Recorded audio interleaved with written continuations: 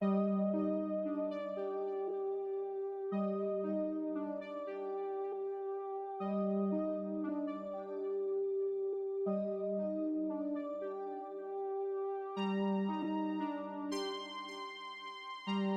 दोस्तों, आप सभी का स्वागत है 2020 ब्लॉग्स हिंदी में। आज हम आपको ले आए हैं महू में स्थित जो पल्ला गांव है उसके ऊपर जो एक किला है, इसको दिखाने के लिए। किले का इतिहास बहुत ही पुराना है। पहले हम आपको इसके जो मुख्य द्वार है इसके बारे में बता देते हैं। मुख्य द्वार के दोनों साइड जैसा कि आप देख पा रहे हैं, जिस जगह हम बैठे हैं ये बैठने का एक स्थान बनाया गया था। और इस मुख्य द्वार के ऊपर जो पत्थर का प्रयोग किया गया है वो निकट के अरावली पर्वत से ही लिया गया है। उसमें चूने के साथ मिला के इस द्वार को बनाया गया है। इस किले की जो दीवारें जैसा कि आप इनको देख पा रहे हैं काफ़ी मोटी हैं, काफ़ी मजबूत बनाई गई हैं। लेकिन समय के साथ साथ अब ये जो किला है ये बहुत ही जर्जर हो चुका है। मुख्य द्वार के ऊपर जो मेहराब बनाए गए हैं इनमें चूना का प्रयोग करके इस अरावली पर्वत के पत्थर को बहुत ही अच्छी प्रकार से लगाया गया है। इस दीवार के ऊपर जो प्लास्टर किया गया है वो भी चूने के प्रयोग से ही किया गया है। जैसा कि हम आपको इसके अंदर का व्यू दिखाएंगे। यह महल काफ़ी बड़ा बना रखा है, जैसा कि आप इसको देख पा रहे हैं। मुख्य द्वार के एंट्री के बाद जब हम थोड़ा अंदर आते हैं तो इसमें ये पूरा जो पोर्शन था ये बिल्कुल खाली पोर्शन था। इसके साइड जब इस साइड पे जाएंगे तो 3 छोटे छोटे द्वार बना रखे हैं, जिनको आप आपकी स्क्रीन पर देख ही पा रहे होंगे। अरावली पर्वत के पत्थर को ही डिजाइन करके चूने के साथ यहाँ पे लगाया गया है। इसके उस पार जो आप देखेंगे रोशनी के लिए छोटे छोटे छेद छोड़ रखे हैं। उसके ऊपर छोटी अलमीरा बना रखी है। और साइड में जो आप पैड़ा देख पा रहे हैं इसकी स्थिति समय के साथ साथ बहुत ही ज़्यादा जर्जर हो गई है। अब यह बिल्कुल भी प्रयोग करने लायक नहीं है। पीछे की साइड हम चलते हैं तो इसमें राजा रानी के अलग अलग महल, डाइनिंग रूम और उसके अलावा काफ़ी रूम बना रखे हैं जो बहुत ही सुंदर हैं। उनके बारे में भी हम आपको दिखाएंगे।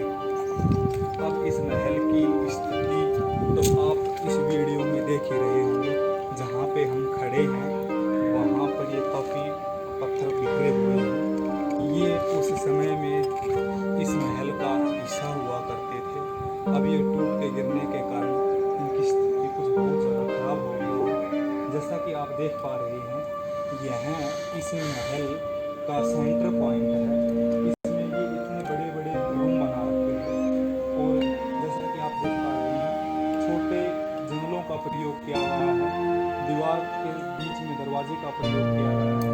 साइड में जैसे आप दीवार को देख पा रहे हैं बीच में बड़ी अलमीरा बनाई गई है। उसमें पत्थरों को डिजाइन देकर ही बनाई गई है और काफ़ी छोटे छोटे बनाए गए हैं। ये उस समय में रोशनी का उपकरण रखने के काम आते हैं। जैसा कि आप इस वीडियो में देख पा रहे हैं इस महल में इस गैलरी का प्रयोग बरामदे के रूप में किया गया था। और उस दीवार पर ये जो स्थान है यहाँ पे पैड़ियों का निशान अब भी आपको दिखाई दे रहा होगा। यहाँ पे किसी समय में छत पे जाने के लिए सीढ़ियों का प्रयोग किया गया था। यह महल का वह पोर्शन है जो इसको मुख्य द्वार से कनेक्ट करता है। इसके बाद इसके माध्यम से हम इन सीढ़ियों के माध्यम से ऊपर आए हैं और यहाँ पर आने के बाद हमें एक अलग ही कलाकृति का नमूना पेश हुआ है। जैसा कि आप देख पा रहे हैं इस महल की ऊंचाई का अंदाज़ा आप इस दीवार से लगा सकते हैं कि ये काफ़ी ऊंचा रहा होगा उस समय में। और इसकी सुंदरता का भी एक नमूना जो ये दीवारें अभी भी आपके आगे पेश कर रही हैं। दीवारों में काटकर इन रोशनदानों का प्रयोग किया गया था जो उस समय में रोशनी के काम आया करते थे।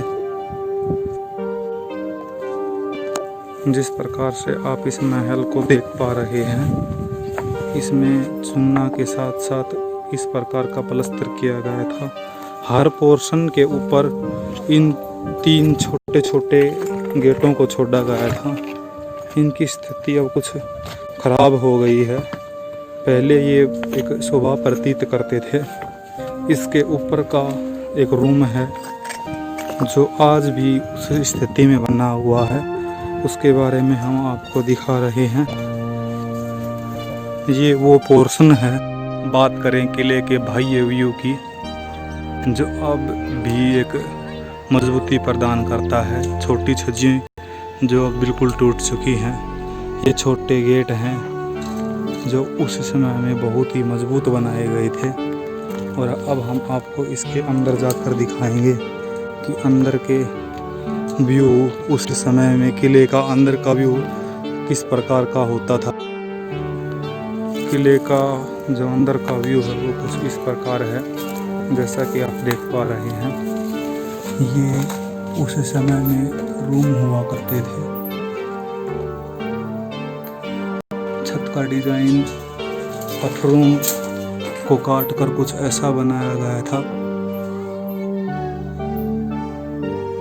और ये इन जंगलों को छोड़ा गया था। और इसके अंदर हम जाते हैं तो इसके अंदर ये चमगादड़ों की आवाज़ आ रही है।